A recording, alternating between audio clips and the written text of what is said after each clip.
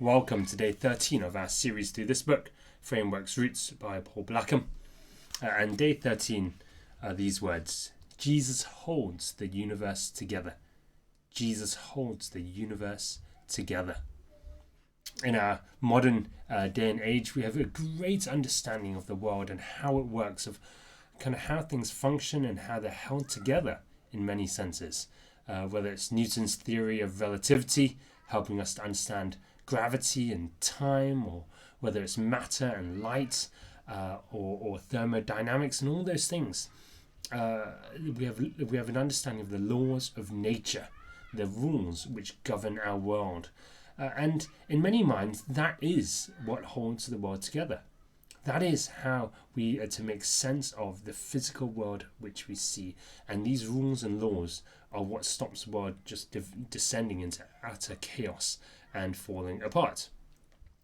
These rules, these understandings of the interaction between light and matter and the stuff around us, they answer the questions of how, at least on one level.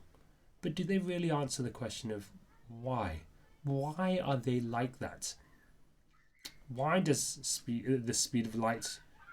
Why is the speed of light the speed of light? Why does sound travel so much slower?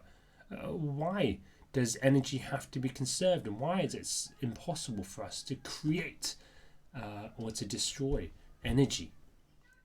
Why are things the way they are? It just is. That's just the way it is. The wonder of modern science is it can describe what we see and how we understand things, but it doesn't give us an answer as to why. Why is it that things happen the way they are? In contrast, the Bible gives us not just the rules and the hows, but it gives us the who. It tells us that Jesus is the one who upholds the universe, and he is the one who puts rules in place. And so why do things happen? Because Jesus says so. Why is it like this? Because Jesus says so, because he ordained, because he decided that the rules that will govern the universe are to be like this. Why is gravity going to work in this way? Why is there no air to breathe outside of our atmosphere and into the vastness of space? Because Jesus says so. They're not just happy accidents that happen to coalesce so that just in our place in this part of our galaxy, in this orbit around the sun, there just happen to be the right circumstances and environment for life. No, it is this way because Jesus said so. He is the one, like any law. The laws have to be put in place by someone and enforced by someone, and so Jesus is the one who puts in place all these laws, and he enforces them, he upholds them. And because he's the one who upholds them, he could at any time choose not to do so. He could stop gravity.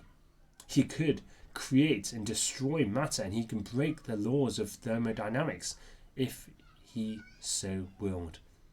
Because he is the one, not the laws and the rules. He is the one who upholds the entire universe.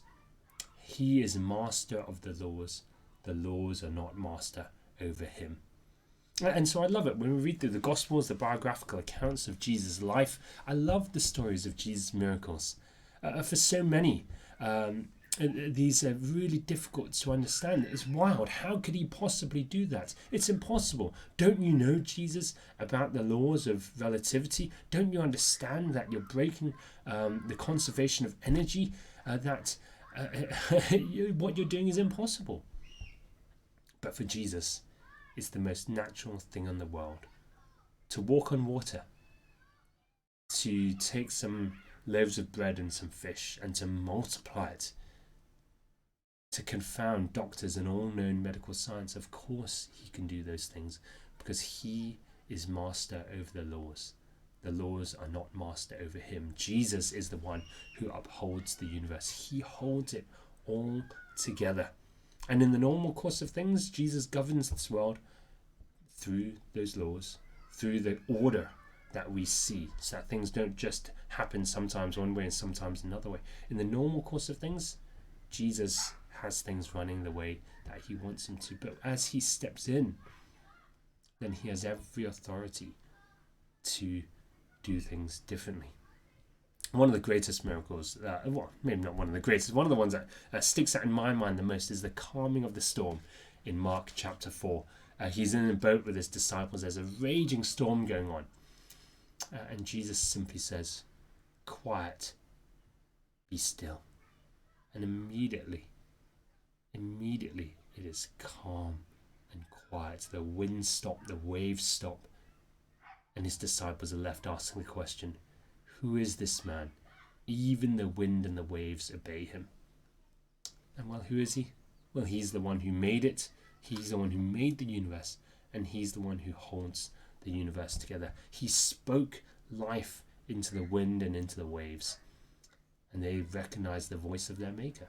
When he speaks, they listen. They do what they're told. Of course they will. Because Jesus is not any mere man. He is the creator of the universe. He is the one who holds the universe together. And so we praise Jesus. We thank him for his beautiful creation. We praise him for upholding it. And we turn our hearts and our minds to trust him in all things, because he is the one who holds all creation, but also us. He holds us together by the power of his word.